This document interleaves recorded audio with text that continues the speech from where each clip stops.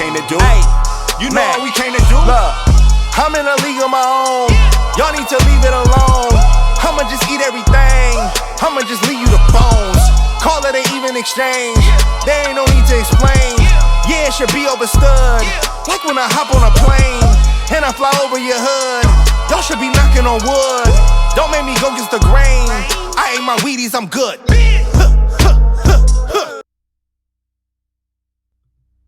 What is the deal? It's your boy Kelly Flicks. Another episode of HBCU Flicks. I appreciate all y'all for tapping in with me. Like and subscribe. Leave a comment. Let's talk about something. And first up, as we always do, let's get into some tweets. Gene Phoenix. Eric Phoenix, football player Eric Phoenix, his father, Gene Phoenix, replied to my tweet about my top 5 quarterbacks list. Now, in replying to my top 5 quarterbacks list, he said this list maybe needs to be updated in about a week. All right, let's get into it. I think what Mr. Phoenix is telling us is that Eric Phoenix is looking at an HBCU, and in looking at his list of schools, there's Elizabeth City State that's on there. There's Norfolk State that's on there. And there's Virginia Union that's also on that list. Now, Virginia Union's quarterback, Jakari Grant, just a graduate senior, and he's gone on to the professional ranks. Could be a decent fit for the senior Eric Phoenix. We'll see. That pick is definitely coming this week as the end of the transfer portal is going on. So let's get into the playbook. Flicks, what's the playbook for today? Well, got some heavy stuff to talk about, man. Starting off with drafting HBCU players in 2023. This past NFL draft, there was only one HBCU player that was drafted, which was Isaiah Bolden from Jackson State. We'll get into it. Last year, we had 3 players. This year, down to 1. Now, the transfer portal has closed. It was open for the past 2 weeks. The transfer portal will now be closed until the end of the summer. Now, there are a lot of different teams to talk about and what happened in the transfer portal moves, but Jackson State pops out as one of the really biggest revolving doors in HBCU football right now. They currently, in this past transfer portal, they lost 9 players, but they introduced 8 new players. We'll get into that. And then lastly, we'll get into Kelly Flicks HBCU top 5 cornerbacks list. Every week I'm going to drop a new top 5. This week we're dropping the corners. Give you a little sneak peek. Adrian Maddox, Alabama State, is in this list. That dude's ridiculous. 6'3", 200-pound corner. Come on, man. Who doesn't like that? So let's get into it, man. We got tons of stuff to talk about. Really starting off with HBCU players being picked in the NFL draft. Now, there was a lot of, I was surprised. I was surprised that there was only one HBCU player drafted, and he was drafted in the 7th round at pick number 28 by the Patriots at the end of the draft. And I did feel as though there were other HBCU players that should have been drafted. Now, in pre-draft, I think we have to, when it comes to the NFL draft, everybody has to temper their emotions to understand that the NFL draft is a monster. A lot of people think their favorite player from their favorite school is going to get drafted. Power 5, all the way on down to FCS Division II level. We saw a Division II punter get drafted this year. You understand? There's a lot of politics involved in these drafts. A lot of people were let down. But in pre-draft rankings, CBS, I post this on Twitter, CBS posts the rankings of HBCU players. Now, everybody understands there are 256 draft picks in the NFL draft. Now, NFL and CBS, top-ranked HBCU player, Jadakiss Bonds, was ranked at prospect number 274. That's undrafted. Next up is Isaiah Land. That came up at 296. Mark Evans at 302. Isaiah Bolden at 347. Aubrey Miller at 356. B.J. Bowler at 361, and Keenan Isaac at 416. Prospect number 416. And there are 256 draft picks in the NFL draft. The NFL definitely views these players a little bit different, right? But here's an issue. There's a big discrepancy between that CBS ranking and what the NFL draft profile has of these players, right? So you have Isaiah Land, who is projected to go 6th to 7th round based on NFL.com. Mark Evans, who is projected to go 6th round, and Aubrey Miller, who is also projected to go 6th round. All these players did not indeed get drafted. Isaiah Bolden was the lone draftee. So the question arises, do any of these players, do they even deserve to be drafted? Are they good enough to be drafted? And I'd say that we need to, here's my draft board, but I'd say that to answer that question, you first need to understand this, that there were only 10 FCS players drafted to the NFL this past year. There was only one player from North Dakota State that was drafted to the NFL. There was only one player from South Dakota State that got drafted to the NFL this past year. The NFL looks down upon the FCS level, without a doubt. At only 10 picks in the NFL draft that has over 200 draft picks, you are deciding that a certain amount of the player pool isn't good enough. Now, in looking at my HBCU draft board, there were some players that were picked up on the USFL teams previous to the NFL draft. And I would like to say, give a big shout out to a lot of these players, because there were 17 players, HBCU players, that signed as undrafted free agents within 3 hours after the NFL draft ended.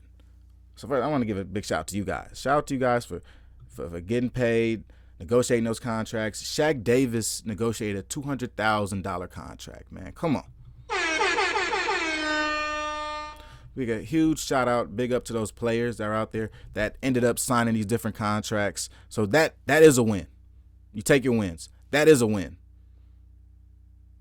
A year when Jackson State had just as many players drafted as North Dakota State. And then you have 17 undrafted free agents get pickups and call-ins. We got 3 other guys get minicamp calls today. Raymond Boone, shout out to Raymond Boone, just got a call from the Washington Commanders for a minicamp invite. So you take your wins. You take your wins.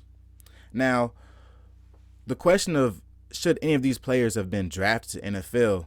Yes, absolutely. One player that I will tell you that should have been drafted is Xavier Smith, Florida A&M. There were 34 wide receivers drafted. There were 7 wide receivers that were 5'9" that were drafted this year. That includes your Zay Flowers, your Josh Downs, those guys. So there were 7 of them. Now, Xavier Smith was labeled a priority free agent going into the draft. He is the most complete HBCU draft-eligible wide receiver. At 5'9", he's a speedster with return ability. He's a gadget wide receiver. When I think of Xavier, I think of Paris Campbell's and Deebo Samuels, the Tyreek Hills, Curtis Samuels, Rondale Moore's, your gadget guy. You give him the rock and let him work off a yak. He's a very good route runner, great hands, and you can throw him back there on return, which really helps your team. So Xavier Smith, by far, is a guy that I think should have gotten an opportunity to be drafted. He was elite versus Power 5. He had 30 catches for 228 yards against 3 Power 5 opponents. I think he's deserving. Aubrey Miller, undersized linebacker, middle linebacker, that had to prove himself all the way through, even making it to the Reese Senior Bowl. He was the best HBCU tackler by far. He's a fast processor. He has good hands, high IQ guy, very fast motor. He knows how to close the gap, get to the hole, and do his thing. Another guy I think should have been drafted is Mark Evans. Mark Evans, 6'2", guard and tackle. He played great against Power 5 opponents while at University of Arkansas Pine Bluff and dominated against Oklahoma State. Played well against Arkansas and also against TCU in the previous year. So these are definitely guys I think should have gotten a look. And the fact that, only one HBCU player was drafted this year doesn't necessarily have to do with any fan support or anything that anybody is doing behind their phones or, as we watch the television. This is stuff that goes on behind the scenes, inside those meeting rooms. I listened to Coach KJ Black speak on Twitter Spaces, and he spoke about the upcoming draft with Davius Richard. When it comes to Davius Richard, he said when NFL coaches get in and have a meeting with Davius Richard, he has to be able to answer those questions about concepts, about coverages, questions that involve processing and figuring out defenses and reading defenses. What are your options? What would you check to? Those questions have to be answered. So the players definitely have to be ready, and there are layers to this conversation. But I think at the top layer of this conversation is understanding that FCS football is looked down upon by the NFL. It is what it is. FCS teams have seen this, have noticed this. Jacksonville State, Sam Houston State, James Madison have noticed this and have decided to move to FBS level play. The plan has been in move. It's been in motion. I think the next move, aside from playing top competition, Power 5 competition, is understanding that the teams that are looked at as respected by the NFL in this draft process are teams that play well against Power 5 competition, can beat Power 5 competition, and is competitive with Power 5 competition. And when you think about those things, if you can be competitive with Power 5 competition, wouldn't you just want to be in that Power 5 conference? Different things that make that difficult, playing from the FCS structure, understanding that you have less scholarships, but there is a greater conversation that has to be had about HBCU programs on this FCS level and how much longer they will be there, and really understanding how much respect you're going to get at this FCS level. We've seen by this list here, this draft picks list, of the level of respect that HBCUs get at the FCS level in the modern era. Pushing that forward, we'd like to see that even more, and we should see 10 and 15 guys drafted from HBCUs year in and year out. But we'll get to that point. We'll get to that. So I gave you guys a very good look at my draft board and what's going on. Let's get back into the collegiate level. Let's talk about some big additions into the HBCU world. We saw our first 5-star player commit to an HBCU. Florida A&M, again, has got another transferred 5-star offensive lineman. A couple years ago, you probably remember Marquise Bill transferred in as a 5-star safety. He now plays for the Dallas Cowboys. Now, this 5-star offensive lineman, Cardell Thomas, is a transfer from LSU. Coming in from LSU, brings a lot of experience, and he will work opposite the side of Jalen Goss, a 6'7" left tackle that Florida A&M just brought in their last recruiting cycle. Florida A&M is stacked right now. I think that they are building up like the Knights Templar in front of Jeremy Musa when it comes to this FAMU offense. They even add another player, a guy they really needed at the wide receiver position, in Marcus Riley, a transfer receiver from Bethune-Cookman. Bethune-Cookman is currently rebuilding right now. I understand him getting out of here and making the best move for himself. So Marcus Riley moves on to his rival, Florida A&M, and I think he instantly becomes wide receiver 1 at Florida A&M. He was a guy at Bethune-Cookman, had a hard time getting the ball from Jalen Jones a lot of times. That offense was sometimes dysfunctional. He had a hard time getting people going. So I think in this Florida A&M offense, where Jeremy Moose has been looking for a number 1 receiver, I think Marcus Riley's your number 1 receiver. Jamari Cherie is a great receiver, don't get me wrong, but I don't think he's your number 1. I think he's your guy you give it off to in your slot position. I think he's your gadget guy. Manigo, as good as I think he is, I don't think he's your number 1 either. Kareem Burke, I think you can groom into being your number 1, but maybe he's not there yet. So I think Marcus Riley steps in and makes that difference. Now, I talked about the Dark Cloud defense a couple of weeks ago. They're going to add another defensive lineman from Tarleton. McCody Robertson transfers in from Tarleton to go and play with this dark cloud defense and add to the defense with Kamari Stevens and Gentle Hunt down there in the trenches. Adding some problems. All right, so speaking of problems, Alabama State is getting even some more problems. Now, we spoke about last week how dysfunctional their offense was. They now welcome a new quarterback. Damon Stewart, quarterback from UAB, transfers to Alabama State. He's going to make this move. He'll be there throughout the summer. And this adds another wrinkle into the saga of Demetrius Davis and the saga that is Coach Eddie Robinson. So we'll see what happens moving forward. There was talks of Demetrius possibly moving. If he moves or doesn't move, Nakia Lett looks pretty good at quarterback, and now they offer another quarterback, Damon Stewart from UAB, that comes in Alabama State. So speaking of quarterbacks, Southern adds another quarterback to the quarterback room, which brings their quarterback room up to 7 quarterbacks.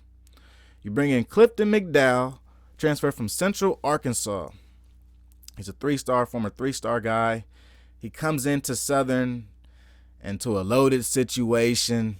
Willie Totten, I don't know if he's recruiting these guys or he's just happy that they're coming into Southern, but he definitely is going to have a big job this upcoming summer and into the fall and choosing who's going to be Southern's top quarterback.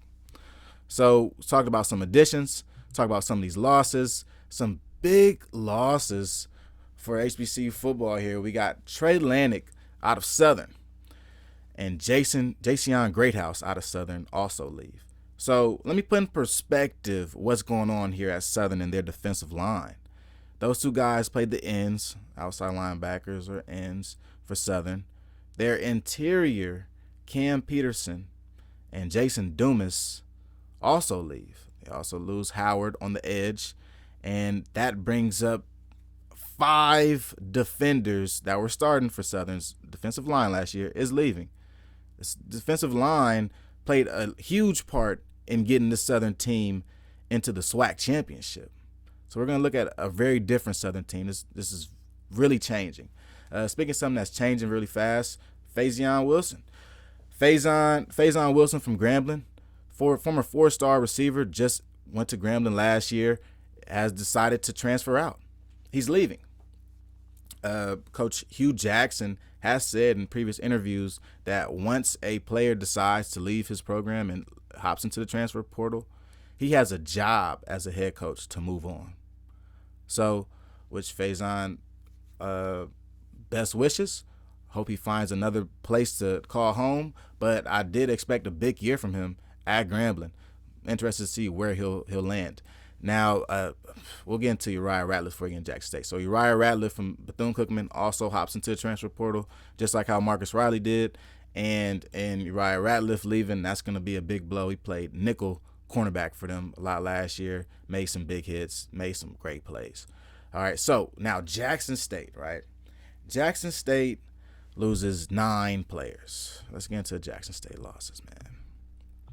Okay, so with the Jackson State losses, this is the end of the prime era. I think this date ends prime, and now we begin after prime. We AP now. Before we were BP, and now we AP. All right, so now in this post-prime era, we are seeing the rest of his recruits leave. They're gone. They're out of here. Every one of these guys that is on this list was recruited by Coach Prime. Every single one of them. In his 2.5-year stint. Jarente Davis, who was a great linebacker, has been in the portal for the past 2 weeks. Willie Gaines, wide receiver that just joined Jackson State last year, is rumored to be heading back to Colorado since he's in the transfer portal. Niles Gaddy hopped into the transfer portal on the last night of the transfer portal being open. Kind of weird. Donovan Hunt hops to the transfer portal. Jacob Humphreys, Malachi Wideman, another big name that we remember from the SWAC about a year ago. He had 12 touchdowns on 500 yards and 30 catches. Crazy numbers. He played basketball in the offseason. Coming back into last season, he lost his position to Shane Hooks. Then it was also reported that he had some issues with his grades and couldn't get on the field, right? So now he enters the transfer portal. Sevion Wilkerson, one of the best running backs in the SWAC. He just ran for 1,100 yards, hops into the portal. So, you see the names. Seems to be somewhat of a revolving door at Jackson State right now. And we'll get into these additions because they have made a lot of good additions too. We'll get into additions. But there seems to be a revolving door at Jackson State right now. And this is something you see at big schools when they lose their high-profile coach. Some you see. You're going to see a high turnover rate because part of the new coach coming in is that the new coach has to instill his own principles and his own philosophies on the football team. And there can't be any leaks. There can't be any players that disagree, fight back, or any players. I'm not saying it's the Jackson State situation either. I'm just saying in bringing in a new philosophy, this is what happens. It's like a guaranteed pushback, right? You're talking about a coach that didn't necessarily recruit all these players. Now, Coach T.C. Taylor's position, maybe he did recruit some of these players or majority of these players, right? But generally speaking, and installing a new philosophy, everybody's not going to buy in. And you want to bring a lot of players in that buy into your system, 100%, 200% at times. We saw how long it took for Jackson State to build their offensive line under Coach Prime. 2 years. We're now going to see what type of time it's going to take for Coach T.C. Taylor to put together this offensive line. We're going to understand how long it may take for them to find a true quarterback one that can lead them to a SWAC championship as they want.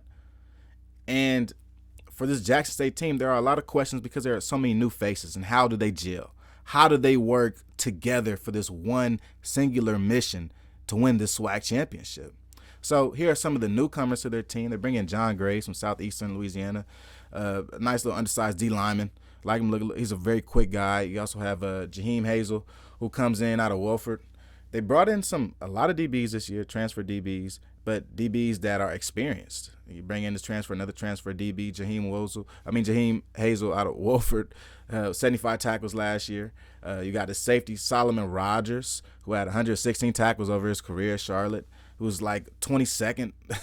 I think he's like 22nd on the leading tackler list for Charlotte. Crazy.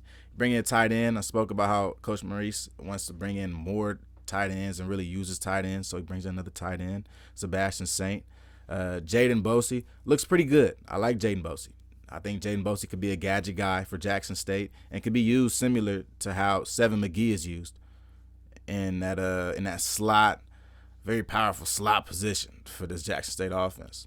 And then you got Fabian McCray, a 3-star transfer from Northern Illinois.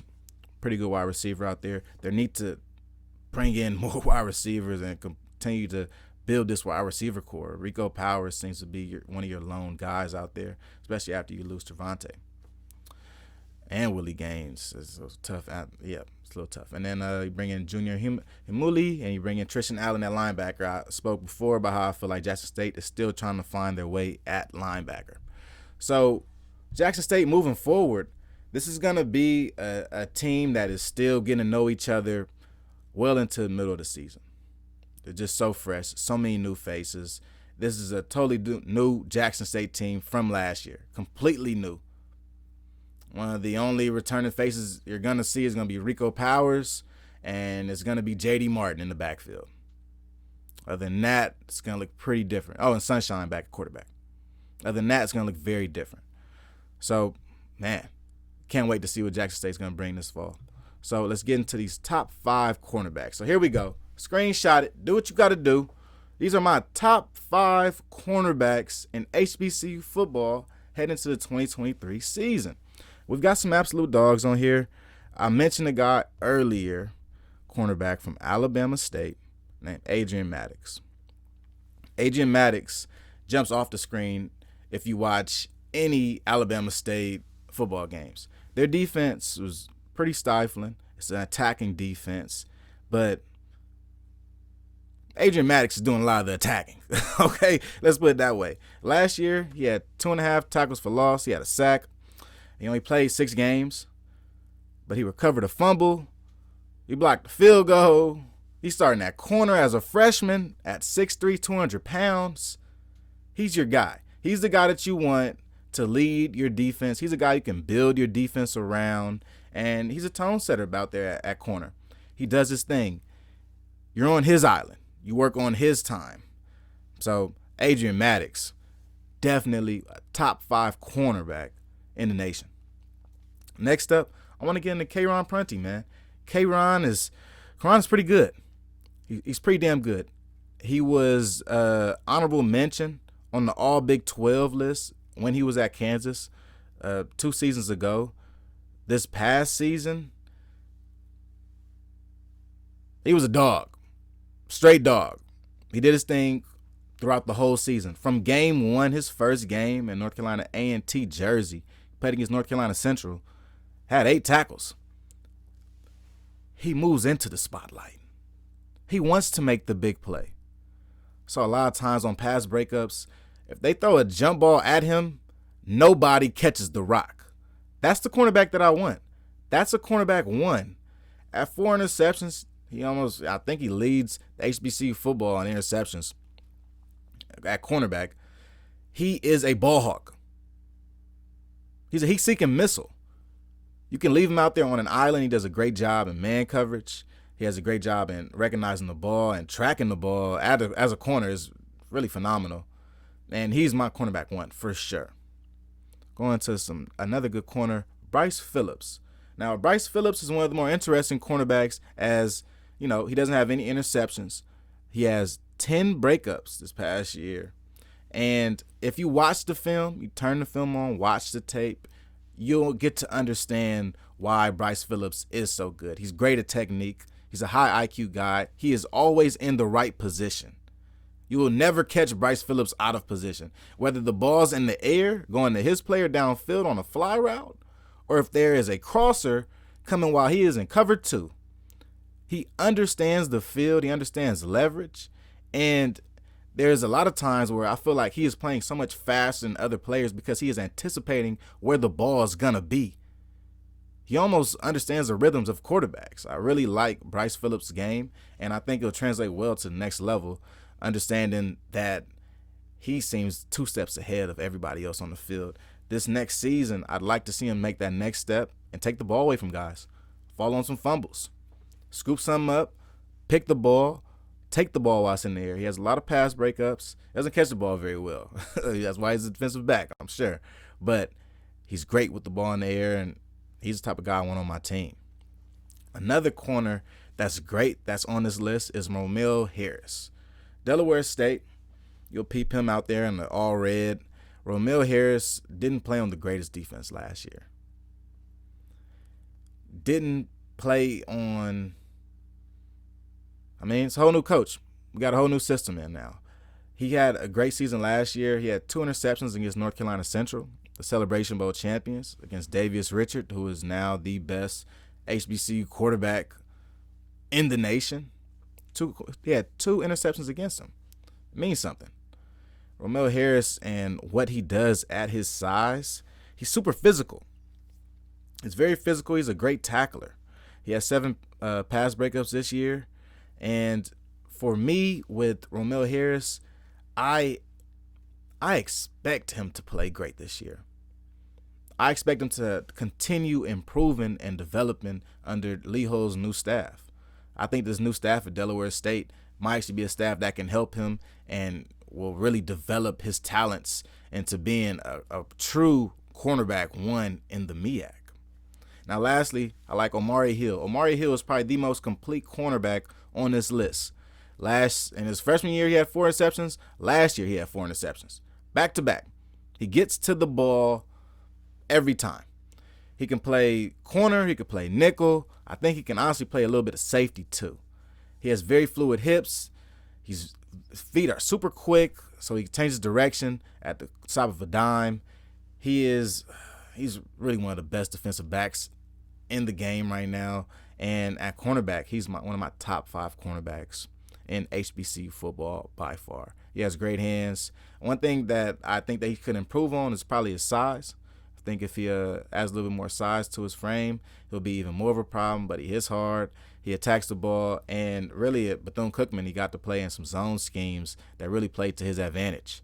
He got to sit around and read wide receiver combinations, got to read the quarterback and what the quarterback's tendencies were, and really hopped on the guys.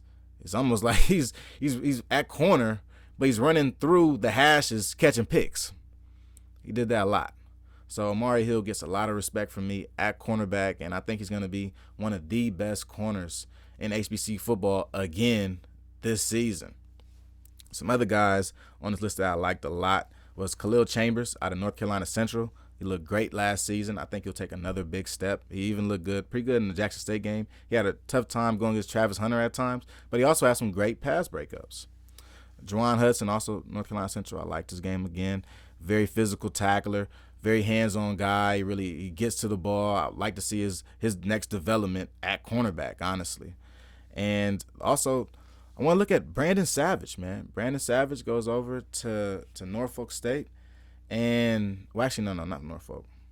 He goes to Morgan State, transferred from Norfolk to Morgan State. And now at Morgan, I think Brandon Savage could really be that guy. He's going to recover from his ACL this past year.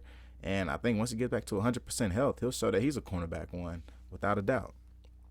So, moving on from my top 5 cornerbacks, get a good, nice little screenshot of this. You know what I mean? Get that. For sure, you got to get that. As we move on from my cornerbacks list, we'll get into Alcorn State.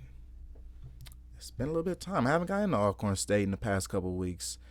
Alcorn State had their spring game about a month ago, but it was revealed to many HBCU analysts very quickly that Tyler Macon is something to watch for in the SWAC this year.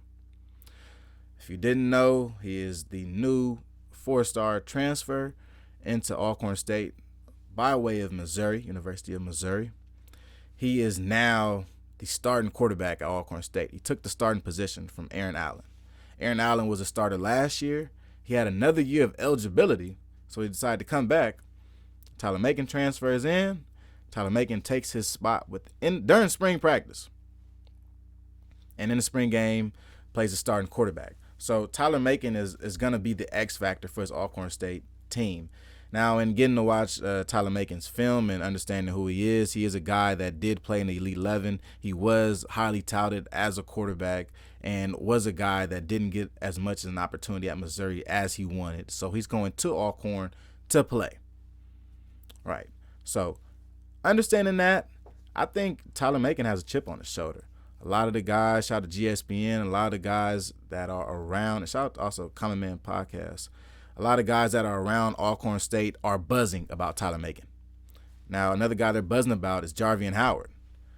I heard there's rumbles that his draft stock might be off the charts. He might be one of the guys from the HBCU level being invited to the NFL Combine. And understanding that, I think Jarvian Howard is poised for a monster year. Part of what makes Tyler Macon, his quarterback, so good is his dual threat ability. And last year, Jarvian Howard played with a quarterback, Aaron Allen, that didn't have any dual threat ability. I think the fact that the quarterback is a threat with his legs slows the defense down on play action and read option plays so much to the point where they may even hesitate to go and attack Jarvian. And that helps Jarvian. Jarvian's a guy that is fast when he gets the ball, very quick, and he's quick to get downhill. Now, you don't want to try to tackle Jarvian 20 yards down the field. You want to try to tackle him early in his process of receiving the ball. Now, when you have that threat of a running quarterback, it really slows down defenders. Now, the biggest question for Alcorn State this season coming up is the wide receiver position. You lose your guy, CJ Bolar. He was the guy. You return Monterio Hunt, but you now are in a position as Alcorn State, as a team that needs more weapons for Tyler Macon. Now, they bring in a new wide receiver from New Mexico, University of New Mexico. His name is Duke Miller. He has nice size. He's a pretty big guy, around 6'2", 6'3", big frame. He's definitely a red zone threat and a guy that's going to be a problem for SWAC defenses going down into the end zone. Now, my only question about Duke Miller would really be his lack of acceleration and his trouble getting separation downfield. He was all MAAC second team, junior college, all second team. So he has the honors, and he did play very well at his junior college. He exceeded. Now, one thing that I did like about his ability is at his big frame, he understands defenses and he understands soft spots. A guy that can get open for Tyler Macon, a playmaker, is perfect. A playmaker quarterback always needs a wide receiver that reads a defense very well and a guy that can get into position to get open and be in soft spots at the right time. So as an older receiver, a guy that did play at junior college, I do think, and then go to New Mexico, I do think a guy like Duke Miller might be a nice compadre to a new quarterback like Tyler Macon. Not to mention you still got your boy Monterio Hunt out there. So right now, the returners for Alcorn State, you're going to have Malik Rogers, Monterio Hunt, Nico Duffy, Akeem McNair. Those are your four guys right now for Alcorn State. We just lost a guy, Ladarius Fair, to the portal not too long ago.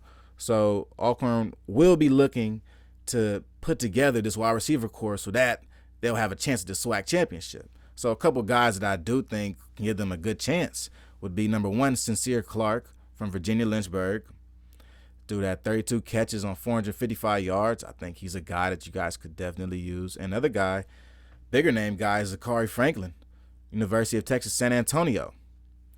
In 2022, he had 94 catches for 1,136 yards and 12 touchdowns. He's been in the transfer portal for 6 days. It's a guy you can use. It's a guy that will tear up the SWAC and will make Tyler Macon look damn good. Those are two guys just throwing up into the air for you guys. Now, next week, don't forget that I'm going back into my top 5 list, as I always do. Next week, we're going to my bag, and I'm going to pull out top 5 receivers in HBCU football. Can't wait to get it in with you guys. Thanks, everybody, for tuning in with me for another episode of HBCU Flicks. Don't forget, I'm on every Monday on YouTube, and I'm also available on Spotify, Apple Podcasts, iHeartRadio, anywhere you stream podcasts. Thanks for tuning in. Peace.